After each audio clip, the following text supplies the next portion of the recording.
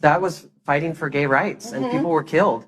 Nobody was killed at Stonewall. Nobody was killed. Throughout the first decade of the show, winning the title of America's Next Drag Superstar was something that guaranteed you a flourishing career well into your future. It was an event where fans and queens from all over the world gathered online to congratulate the newest inductee into drag history. Yet as we enter a new era of Drag Race where there's multiple seasons from different franchises airing at all times of the year, we've seen Drag Race go from a cultural phenomenon to its own genre within pop culture itself. These days, everyone wants to get into the Hall of Fame where people will forever remember your name. But at the rate we're going, the list of winners will one day be too long to fit into the collages that fans like to make. So how did we get to the point in the franchise where the winner circle skyrocketed in numbers? And what does this mean for the worth of each of these titles? In this video, I'm going to be covering the evolution of the power associated to winning a season of Drag Race, and why the oversaturation of the show isn't necessarily a bad thing. But before we start,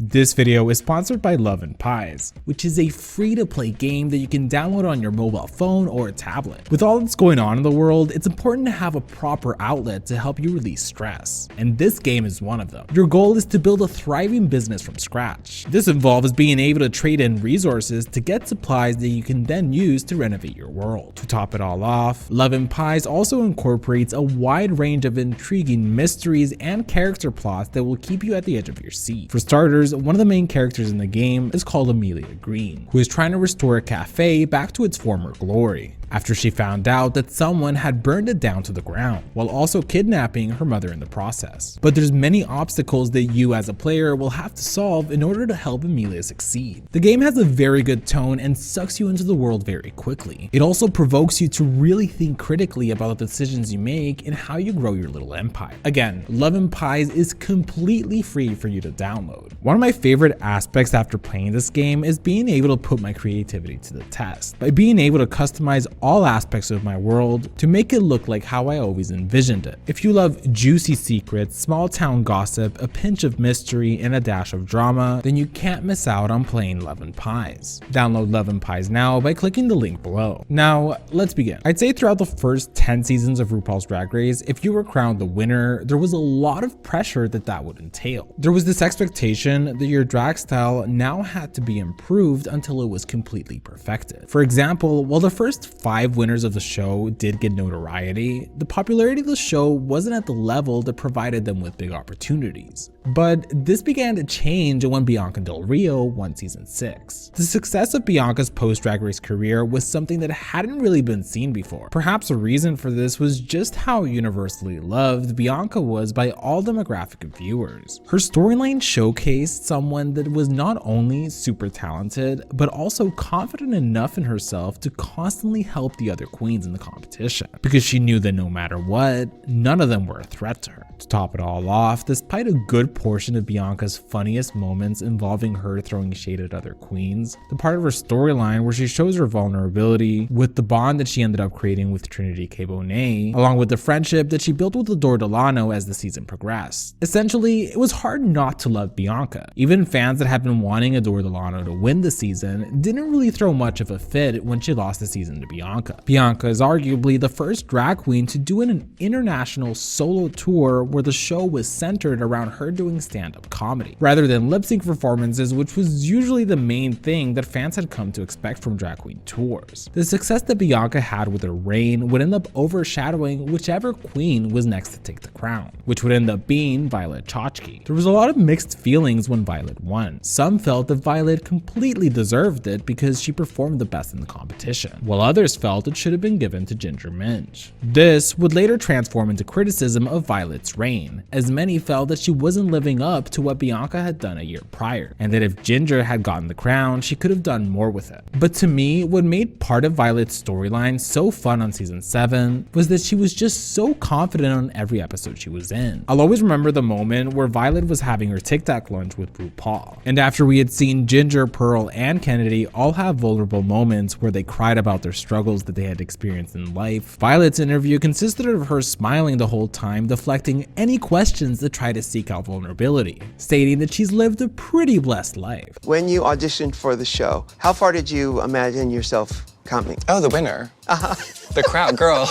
I always felt this was sort of a significant part of the season because it showed how Violet didn't seem to have an interest in fabricating a storyline to make the audience feel bad for her. She was completely confident with her run in the competition. Yet despite criticisms, Violet used her platform as the reigning queen to make a name for herself within the fashion industry, being able to work with very influential designers and brands. It actually wasn't until the season 8 finale where Violet brought her legendary step-down look that people really started to give her the flowers of being one of the best fashionable queens that have come from the show. And it did cement why she deserved her spot in the winner's circle, which is why it was so refreshing to have Violet win season 7. Because not only had we just had a comedy queen win the season prior, but Violet was also the youngest queen since James Ross, aka Tyra Sanchez from season 2, to win the title at 21 years old. These days, keeping up with Drag Race is the gay equivalent of keeping up with sports. We don't get tired of seeing the same format repeat over and over because we enjoy how fun the prospect of the game is. While the more seasons we get, the harder it is for queens to stick out from the crowd, it does help you appreciate the ones that do manage to do it. That being said, throughout the past couple months, I noticed a lot of comments being made about Willow Pill, who won season 14 almost a year ago. And many people think that she hasn't utilized the title of America's Next Drag Superstar as best as she should be doing. When it comes to the reign of Willow Pill, which is about to end in just a matter of weeks, you can tell that there's a stark contrast between what we got to witness other queens who have won Drag Race do with their titles, as opposed to what we've seen in the past year from the season 14 winner. Willow Pill was actually a guest on a podcast called Why Don't You Date Me with Nicole Byer, and she had a moment where she spoke about the struggles that has stemmed from the supposed disappointment that she's been to the fans in terms of what she's been doing with her reign. In it, she explains how the success of so many Ru girls and the attention from the fans has tricked people into believing that your worth as a person is directly tied to how much you're working, and that it basically feels like the fans are just calling her worthless. It's also important to note that Willow's health conditions that we learned about in season 14 plays a big impact in the way that she can conduct herself in real life. So given the circumstances, it was better for her to focus her energy on the touring aspects of her career rather than try to outdo past winners. She was actually recently a guest on the YouTube channel of straight icon Maddie Morphosis, where she spoke more in detail about her feelings about this. But honestly, if I was Willow Pill and just won more than $150,000 and was completely booked and blessed for the near future, I would also take a moment to have some time for myself. It's also funny to see how a queen that was praised on her season for her out-of-the-box way of approaching the competition of Drag Race was criticized for not following in the footsteps of other winners. That being said, Willow Pill is also known for being the drag daughter of season 11 winner Yvie Oddly. Yvie Oddly is probably one of the queens that has had one of the more controversial runs in the modern era of the franchise. Because while it's true that Yvie shined many times in the competition, there was a feeling that she wasn't ready to have the crown just yet. For context, shortly after Ru announced Yvie as the winner of season 11, fans had began to criticize Yvie for giving off the vibe of being lazy with her drag, as they wanted to see an elevation from what we had seen on the show. Yet the look she was serving on tours for meet and greets just wasn't meeting fans' expectations. Yvie didn't take the critiques from the fans lightly, and protested later that year at DragCon by purposefully wearing underwhelming outfits to get a rise out of the fans that said that she wasn't doing good enough, featuring this outfit with a tag that said it's worth $100,000.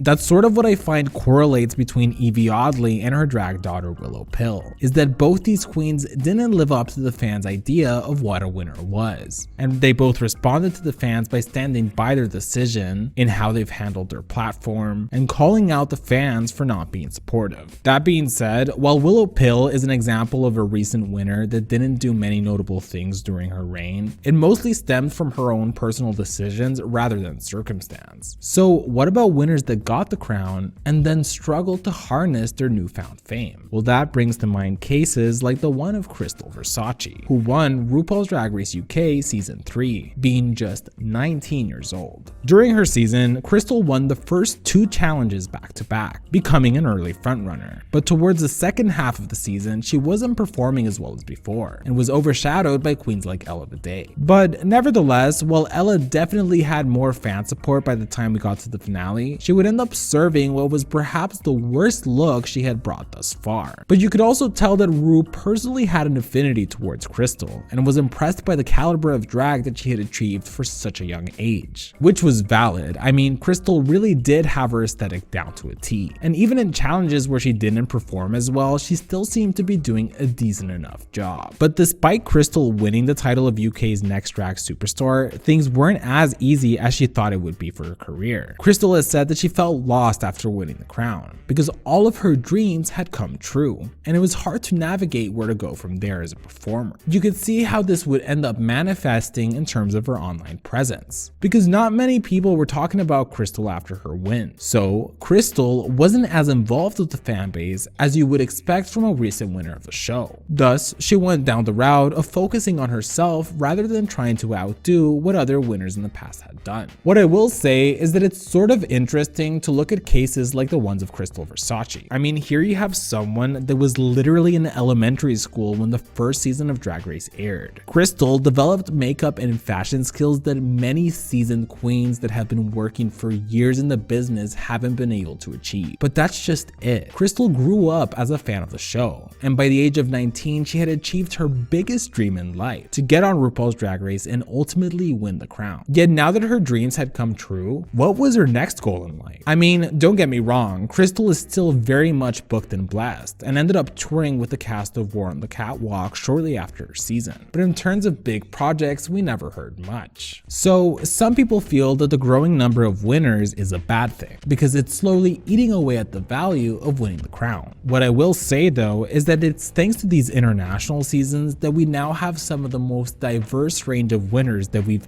ever had. I mean, Spanky Jackson, the winner of Drag Race Down Under Season 2, was sort of a revolutionary crowning by RuPaul. Spanky represented something that had for a long time been overlooked on the show, which was that despite the fact that the great majority of Spanky Jackson's looks could best be described as nightmare-inducing, there was something so endearing about the way that she would walk down the runway with the confidence level of Naomi Smalls. Or the case of Electra Bionic, the winner of Drag Race Italia Season 1, that proved that you didn't need to win challenges in order to win the competition. Although, while there is positive things to the growing number of franchises, we've also began to notice some negative that's coming from the growing number of seasons. For example, back when international seasons were first appearing, it still felt like a huge event. We were now able to see a glimpse into the drag scenes from other countries. But what was first only 2 existing international franchises with the Drag Race format slowly began to multiply from new franchises in different countries to now multiple seasons emanating from each respective production of the show. Now there's even all-star franchises being made internationally. It is because of this rapid increase in content that it quickly became hard for all fans to be able to follow everything. This also translated into the careers of queens that managed to get on the show. In the old days, a high placement on your season meant a higher booking fee that you'd capitalize on before your name faded. But as the show goes more mainstream, a good run on the show is more so a chance to refocus your goals and figure out how to turn your brand into something sustainable that can last well into the future. We see this in franchises like Canada's Drag Race. Giselle Lullaby was the 3rd queen to win Canada's Drag Race, yet out of the 3 winners, she's easily one of the least popular. Priyanka, who won Season 1, benefited from her season actually being one that a good portion of the fanbase focused on, thanks to it airing during the first couple months of the 2020 pandemic. So a lot of people had nothing better to do than to tune in. To top it all off, it was covered by The Pit Stop, which was hosted by Trixie Mattel. So even people who didn't watch the episode were getting a sense of what was going on. Priyanka also had TV experience, so her post-Drag Race reign was one of the best we've seen from any international winner. Like, Priyanka was pumping out high-quality music videos, perfecting her brand, and elevating her drag all at once, which is why she quickly became such a memorable queen to the fans and is very loved among Ru girls. Yet Icesis Coutoure, who won the 2nd season a year later, didn't get anywhere near the amount of success that Priyanka had achieved internationally, despite being a very entertaining character on her season. Plus, since no one had really tuned in to watch Season 2, a good portion of the fanbase didn't even know who Icesis was. Although her decision to subsequently come back and compete on Canada vs. the World did end up introducing her to more of the international fans, since this would be the second international season of the All-Stars franchise. So there was a higher number of people that tuned in to see it. There was also a lot of people that questioned why Icesis felt inclined to compete again, especially right after she won her own season. But honestly, it's kind of like Jujubee has said in the past. Being on television is like owning real estate. You want to own as many houses as possible, because the more seasons you're in, the more relevant you are, and the more opportunities you have to expand your brand internationally. So I don't blame Icesis for agreeing to do it.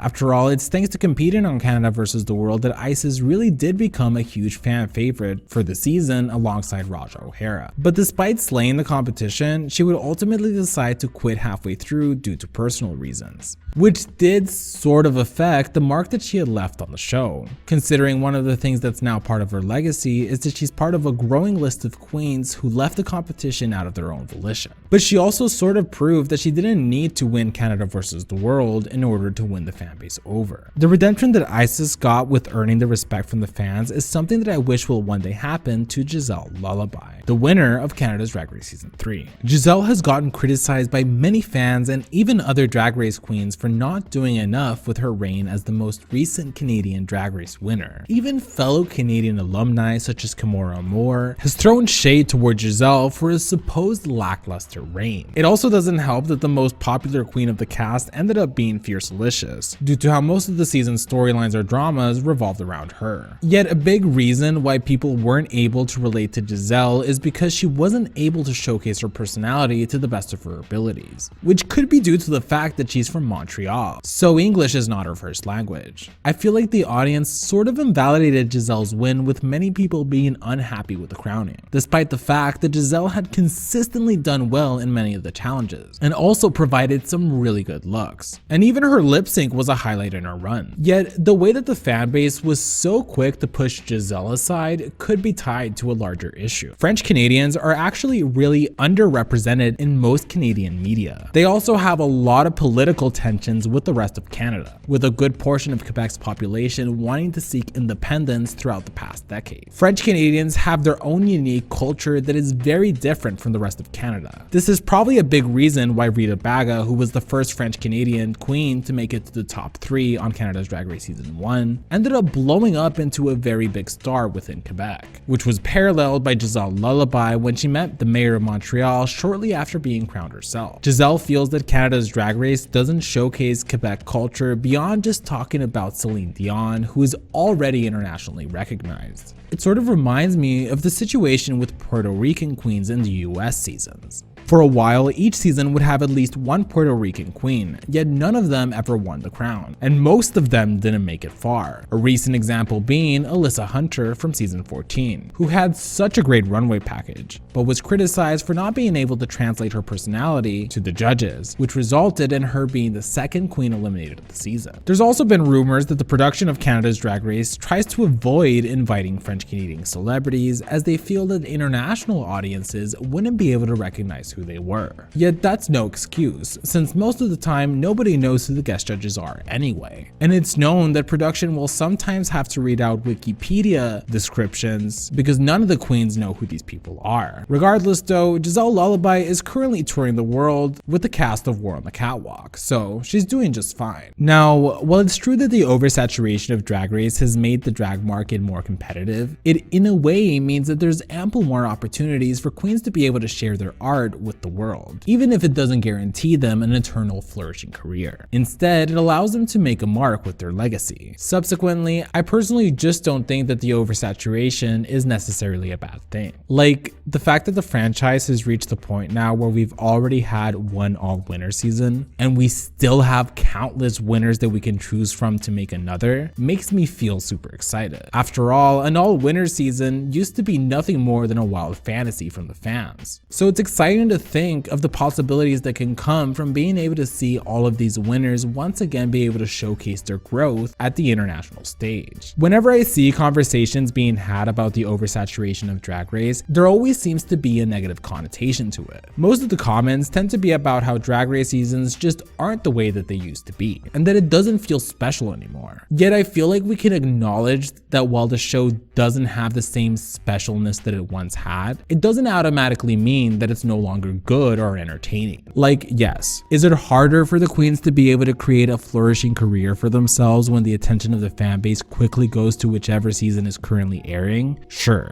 Yet for normal fans of the show, this is the best time to be alive. Although all that really needs to change is the perspective of what it is that the show has become. Just because it's not the same as it used to be doesn't mean it isn't still flourishing. I think that back within the first 10 seasons of Drag Race, there was a lot of pressure in choosing a winner because they really did end up carrying the brand for the next couple of years of their careers. But that was when the main seasons of the show were the only active franchise in the whole world. Now we have so many winners that don't gain any momentum in their post-Drag Race careers because people either weren't paying attention to them or they simply weren't invested enough to follow them in their careers. The new queens that get on the show, such as the season 15 cast, already caught on to the fact that getting on the show is only a temporary boost in their careers, rather than a lifelong ticket to fame and wealth. Yet fans still don't understand that the expectations that they once had from winners is not something that is realistic to be expecting out of every single person that wins the crown now. I've said this in a video a long time ago, but I'll say it again. I do not think that just because a queen wins a season, they now owe the fan base anything. The whole point of competing on Drag Race is mostly to build your legacy, to be able to be remembered in the future by fans that recall or even discover your season for the first time. It's a chance to be part of the story of one of the most revolutionary shows in queer culture. Of course, it would be nice if every winner was able to expand on their brand to the point of reaching a level of influence that many winners from the past have. But what's not cool is to actively voice your disappointment over what winners should or shouldn't be doing with their reign. I wanted to take a moment to thank my patrons. In the Elite Pink Squad, we have Matthew Burns, Gay Uncle, Wendell Norris Realtor, and Hendrix Health TRT. And in the Green Squad, we have Azure, Emma Malander, Cayman Ryder Furry, Franny Fishsticks, Edgar Allan Pup, O Nicole, The Only Sean, Soy Pablete, and LP. If you'd like to see your name on the screen, you can support me on Patreon. The link will be in the description. Please remember to subscribe to the channel if you haven't already. Follow me on Twitter at GreenGayYT for updates on future content. Comment below what you thought about this video, and I'll see you guys next time.